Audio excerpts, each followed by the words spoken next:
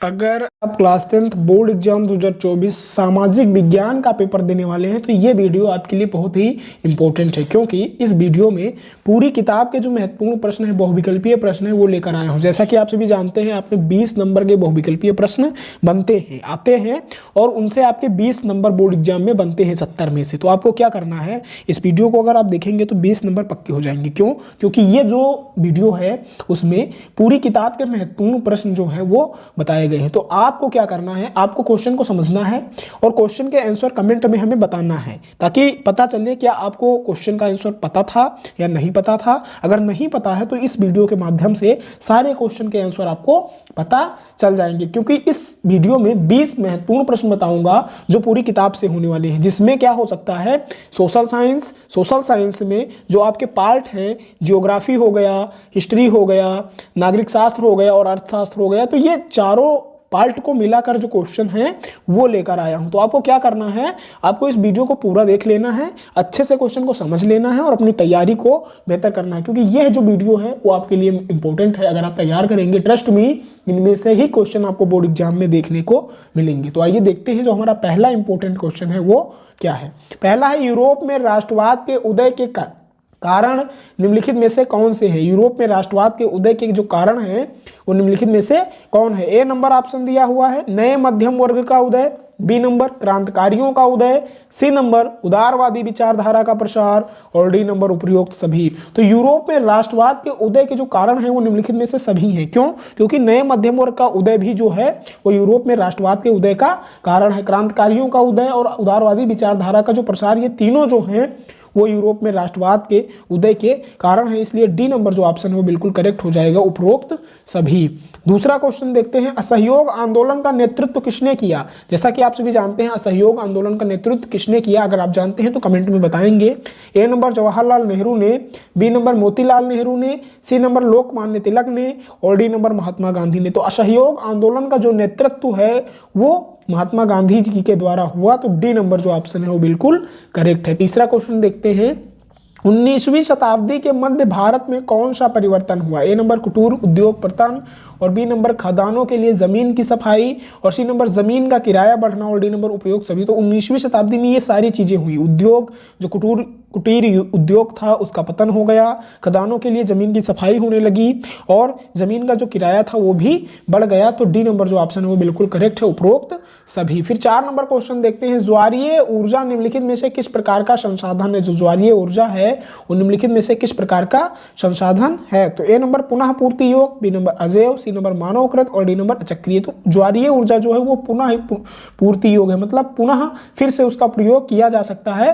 तो जो ज्वारीय ऊर्जा होता है उसका प्रयोग पुनः पूर्ति योग्य किया जा सकता है। तो किस प्रकार का संसाधन है, पुनः पूर्ति योग्य का। ठीक है, 5वां क्वेश्चन देखते हैं, निम्न में से किसे हरा सोना के नाम से जाना जाता है। किसको आप हरा सोना के नाम से जानते हैं। ए नंबर वन संसाधन को, बी नंबर जल संसाधन को, सी नंबर भूमि संसाधन को, और डी नंबर वन संसाधन को। तो हरा सोना वन संसाधन है। क्या है? वन संसाधन है। तो ए नंबर जो ऑप्शन है बिल्कुल करेक्ट है। नेक्स्ट क्वेश्चन देखते हैं, 6 नंबर क्वेश्चन है, कोलार संबंधित है। कोलार किससे संबंधित है। ए नंबर कोयले से, बी नंबर सोने से, सी नंबर अभ्रक से, और डी नंबर मैग्नीज से। तो जो कोलार है वो सोने से संबंधित है, क्योंकि कोलार खान से ही सोना जो है वो निकलता है। ठीक है।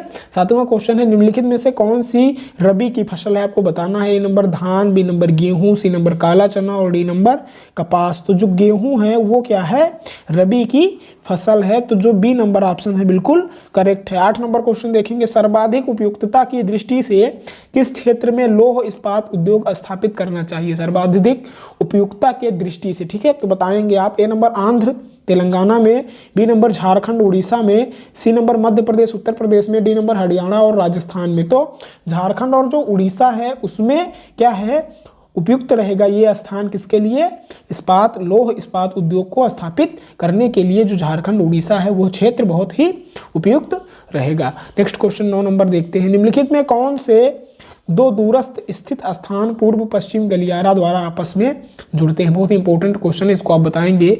ए number Mumbai Kolkata, B number silver Porbandar, C number Mumbai Nagpur और डी नंबर नागपुर हैदराबाद। तो सिल्वर और पोरबंदर जो है वो क्या है, दूरस्थ स्थित स्थान पूर्व पश्चिम गलियारा द्वारा आपस में जुड़ते हैं। तो बी नंबर जो ऑप्शन है बिल्कुल करेक्ट है। 10वां क्वेश्चन देखेंगे, श्रीलंका में तमिलों के कितने उपसमूह निवास करते हैं? श्रीलंका में तमिलों के कितने उपसमूह निवास करते हैं? ए नंबर 2 उपसमूह, बी नंबर 4 उपसमूह, सी नंबर 8 उपसमूह और डी नंबर 6 उपसमूह। तो 2 उपसमूह वाला जो ऑप्शन है वो बिल्कुल करेक्ट है। श्रीलंका में तमिलों के 2 उपसमूह निवास करते हैं। ठीक है, तो आई होप आप ये 10 क्वेश्चन क्लियर हो गए होंगे, आप जान गए होंगे। ठीक है, नेक्स्ट देखते हैं क्वेश्चन 11 नंबर क्या है। 11 नंबर क्वेश्चन जो है उसको आप देखेंगे, संघात्मक शासन प्रणाली में अधिकारों का विभाजन होता है। ये नागरिक शास्त्र का क्वेश्चन है। क्या है?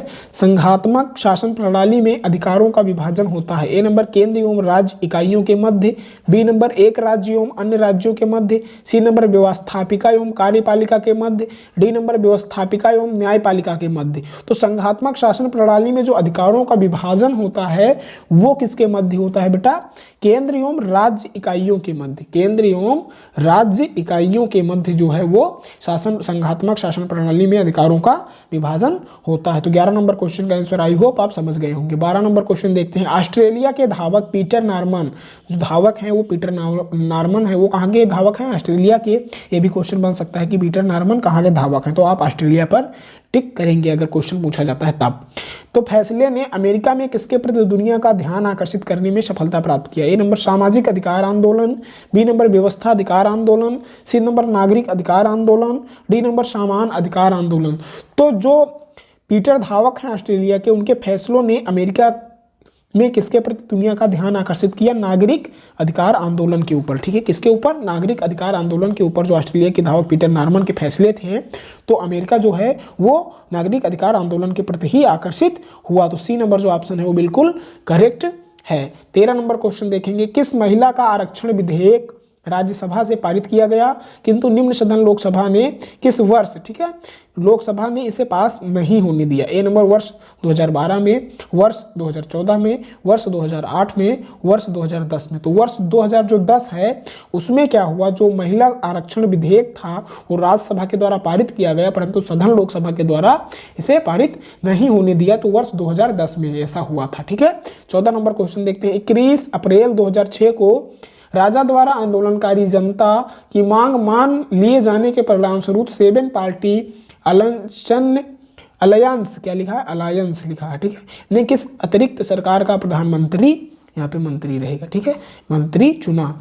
तो ए नंबर पुष्प कुमार दहल प्रचंड को, बी नंबर केपी ओली को और सी नंबर गिरिजा प्रसाद कोइराला को और डी नंबर नवाब तुर्की को। तो गिरिजा प्रसाद कोइराला को प्रधानमंत्री, अतिरिक्त प्रधानमंत्री जो है वो चुना गया था। ठीक है, तो सी नंबर जो ऑप्शन है बिल्कुल करेक्ट है। 15 नंबर क्वेश्चन देखते हैं, लोकतंत्र में जवाबदेही और उत्तरदायी सरकार किसके प्रति उत्तरदायी होती है? जो लोकतंत्र में जवाबदेही होती है उसमें उत्तरदायी सरकार जो है वो किसके प्रति उत्तरदायी होती है? ए नंबर अधिकारी के प्रति, बी नंबर मंत्रिमंडल की तरफ और सी नंबर नागरिक के प्रति और डी नंबर वयस्क मताधिकारी के प्रति। तो नागरिक के प्रति उत्तरदायी होगी। अगर लोकतंत्र में कोई भी जवाबदेही होती है तो सरकार किसके प्रति उत्तरदायी होगी? नागरिक के प्रति। ये बहुत ही इंपॉर्टेंट क्वेश्चन था और बहुत ही आसान था। नेक्स्ट क्वेश्चन देखते हैं, 16 नंबर क्वेश्चन है, किस शासन व्यवस्था को गिराने तथा सत्ता पर सेना के नियंत्रण को समाप्त करने की चुनौती होती है? ए नंबर लोकतांत्रिक शासन पर, बी नंबर राजतांत्रिक शासन पर और सी नंबर नियंत्रित शासन पर और डी नंबर गैर लोकतांत्रिक शासन पर। तो गैर लोकतांत्रिक शासन पर जो ऑप्शन है वो बिल्कुल करेक्ट है। क्वेश्चन क्या पूछा गया है? किस शासन व्यवस्था पर, यानी गैर लोकतांत्रिक शासन व्यवस्था पर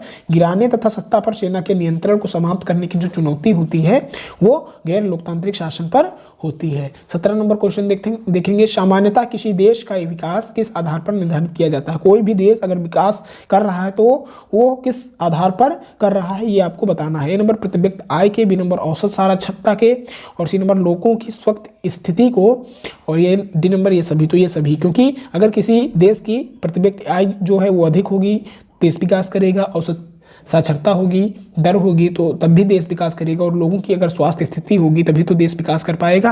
यानी ये सभी जो वाला ऑप्शन जो है वो बिल्कुल करेक्ट है। 18 नंबर क्वेश्चन देखते हैं, अंतिम वस्तुएं एवं सेवाएं क्या होती हैं? ए नंबर सीधे उपभोक्ता के प्रयोग में लाई जाने वाली, बी नंबर विक्रेता द्वारा प्रयोग में लाई जाने वाली, सी नंबर उत्पादन की सीमा के द्वारा, और डी नंबर ये सभी।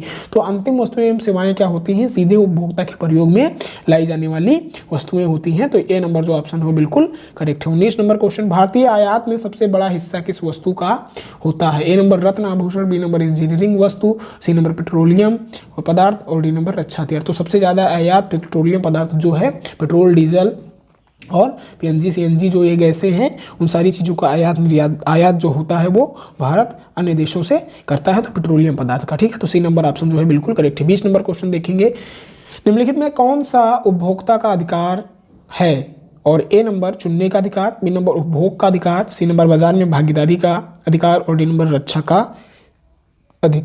अधिकार। ठीक है, तो निम्नलिखित में कौन सा उपभोक्ता का अधिकार है? चुनने का अधिकार जो है वो उपभोक्ता का अधिकार है। अगर आप चैनल पर नए हैं तो कुशांक ऑनलाइन क्लासेस यूट्यूब चैनल को सब्सक्राइब कर लें, क्योंकि यहाँ पे क्लास 10 हिंदी मीडियम के छात्रों की जो तैयारी है बहुत ही बेहतर ढंग से करवाई जाती है। ठीक है, तो आप तुरंत इमीडिएटली चैनल को सब्सक्राइब कर लें। अगर सोशल साइंस की तैयारी नहीं की है तो इस वीडियो के डिस्क्रिप्शन में आपको सोशल साइंस की प्लेलिस्ट की लिंक मिल जाएगी, उसको क्लिक करेंगे और वहाँ से सारी वीडियो देखकर अपनी तैयारी को बेहतर करेंगे। तो फिर मिलते हैं नेक्स्ट वीडियो में, तब तक के लिए मस्त रहो और पढ़ते रहो।